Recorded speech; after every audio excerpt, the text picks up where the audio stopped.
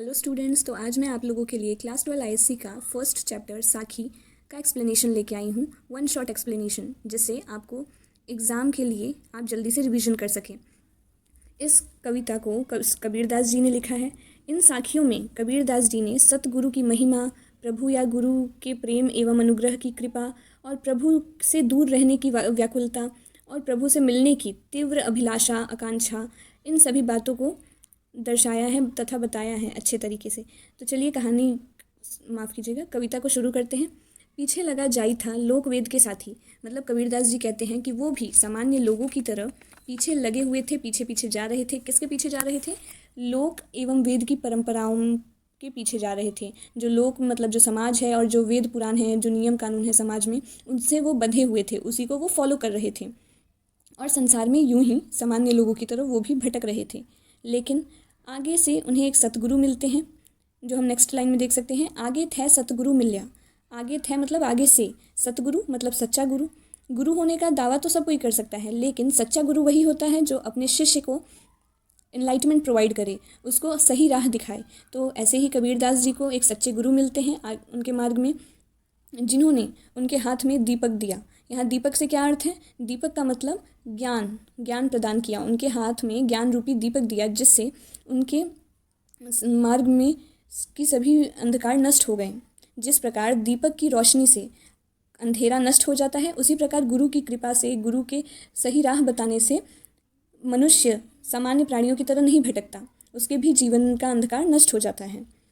फिर दूसरी पंक्ति में कबीरदास जी कहते हैं कि दूसरी पंक्ति में कबीरदास जी ये बताते हैं कि कैसे जो एक मनुष्य है उसका जीवन आनंदित हो उठता है जब उस पर प्रेम रूपी बादल की वर्षा होती है। वो प्रेम रूपी बादल किसका होता है? प्रभु की कृपा की।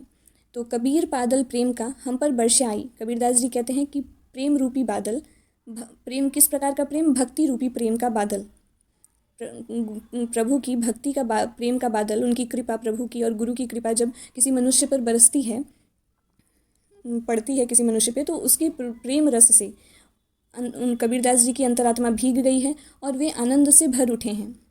जब नॉर्मल वर्षा होती है तो क्या होता है कि हमारा ऊपर से शरीर भीगता है, सिर्फ ऊपर का तन भीगता है। लेकिन यहाँ पे जब प्रभु की कृपा होती है, प्रभु की प्रेम का बारिश होता है मनुष्य पे के जीवन में, तो उसकी अंतरात्मा भीग जाती है और उसको पूरा बनराई मतलब समस्त विश्व, पूरा संसार उसे हरा भरा दिखने लगता है। हरा भरा से क्या अर्थ है? हरा भरा का मतलब है आनंदमय प्रतीत होने लगता है।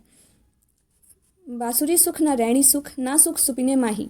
कबीरदास जी कहते हैं उन्हें ना ही दिन में सुख है, बांसुरी मतलब दिन, उन्हें दिन में सुख नहीं है। रैणी मतलब रात, उन्हें रात को भी सुख नहीं है। और ना ही उन्हें सपनों में सुख है, ना सुख सुपिने माही। सुपिने मतलब स्वप्न, उन्हें अपने स्वप्न में भी सुख की प्राप्ति नहीं होती है। ऐसा क्यों हो रहा है कबीरदास जी के साथ? क्योंकि कबीरदास जी कहते हैं कबीर बिछुटिया राम सु, ना सुख धूप न चाह। जब से मैं श्री राम से बिछड़ गया हूँ, बिछुटिया मतलब बिछड़ जाना, जब से मैंने श्री राम से बिछड़ गया हूँ तो ना ही मुझे धूप में सुख की प्राप्ति हो रही है, ना ही छाह में, मुझे कहीं भी सुख नहीं मिल रहा है। इस पंक्ति का यह आशय है कि ईश्वर से बिछड़ जाने के बाद जीवात्मा को, मनुष्य को कहीं भी चैन नहीं पड़ता, उसकी व्याकुलता और भी बढ़ जाती है। मुआ पीछे जिनी मिले कहे कबीरा राम, पाथर घाटा लौह सब तब पारस कौड़े काम। मुआ मतलब मृत्यु के पश्चात, जिनी मतलब मत, जिनी का मतलब होता है कि मत मिलना। कहे कबीरा राम, कबीर दास जी राम से कहते हैं कि हे प्रभु राम, मुझे मेरी मृत्यु के पश्चात मत मिलना। अगर आपको मुझसे मिलना है, मुझे दर्शन देने हैं, तो मुझे मेरे जीवित रहते ही अपने दर्शन दीजिए, मृत्यु के पश्चात दर्शन मत दीजिएगा। ऐसा वो क्यों कहते हैं? ये हम उनके दूसरे लाइन में दिए गए उदाहरण से समझ सकते हैं। वो कहते हैं जिस प्रकार से उन्होंने दो पत्थरों के बारे में यहाँ पे बताया है। एक तो नॉर्मल पत्थर होते हैं जो जिनको लोहे पे घिसने से कोई असर नहीं दिखता है, और एक चमत्कारी पत्थर होता है पारस। पारस पत्थर को जब लोहे पे लगातार घिसते हैं तो पारस पत्थर को लोहे पे घिसने से वो सोना बन जाता है। लेकिन अगर पारस पत्थर को ढूंढने के चक्कर में लोहा ही समाप्त हो जाए, पत्थर का उपयोग पारस पत्थर का उपयोग तभी हो सकता है जबकि लोहा हो। यदि लोहा ही समाप्त हो जाए तो पारस पत्थर किसे सोना बनाएगा? इसी प्रकार ईश्वर के दर्शन जीवित अवस्था में ही होने चाहिए, क्योंकि मृत्यु के बाद ईश्वर के दर्शन होने का भी कोई लाभ नहीं होता, क्योंकि एनलाइटमेंट नहीं मिल पाती है। उनका भाव यह है कि अगर हमें मृत्यु के पश्चात प्रभु के दर्शन होते हैं तो हमें वो ज्ञान नहीं मिल पाएगा जो हमारे जीवन को सफल बना सकता था, जिससे हम अपने जीवन को अच्छा कर सकते थे जिंदा जब हम थे तो। अखड़ियाँ झाई पड़ी पंथ निहारी निहारी।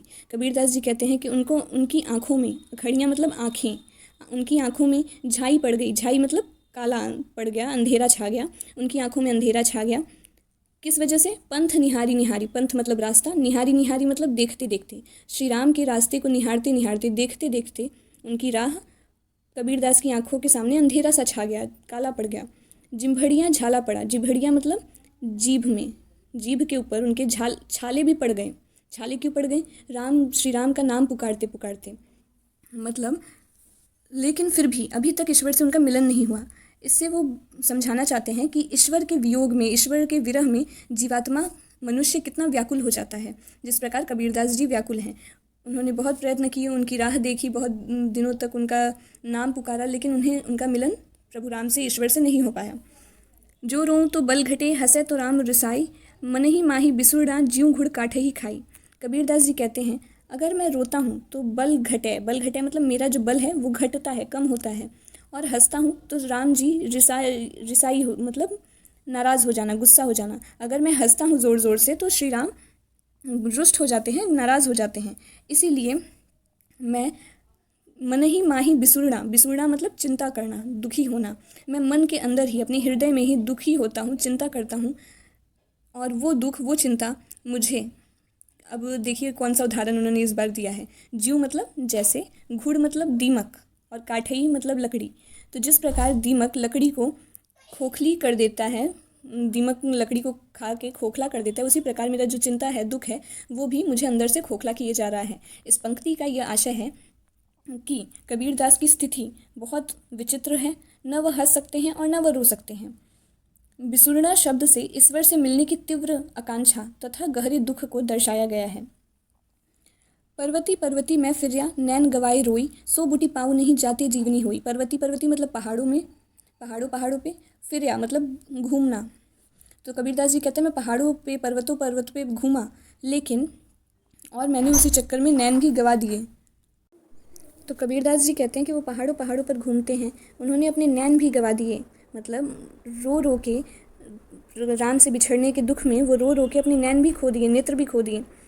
सो बूटी पाऊ नहीं, बूटी मतलब संजीवनी बूटी की यहाँ पे बात हो रही है, उन्हें वो जड़ी बूटी कहीं नहीं मिल पाई, जाते जीवनी हुई, जिससे उन्हें जीवन की प्राप्ति होती है। मतलब ऐसी उन्हें ज्ञान रूपी कोई जड़ी बूटी नहीं मिली जिससे उनका जीवन सफल हो जाए।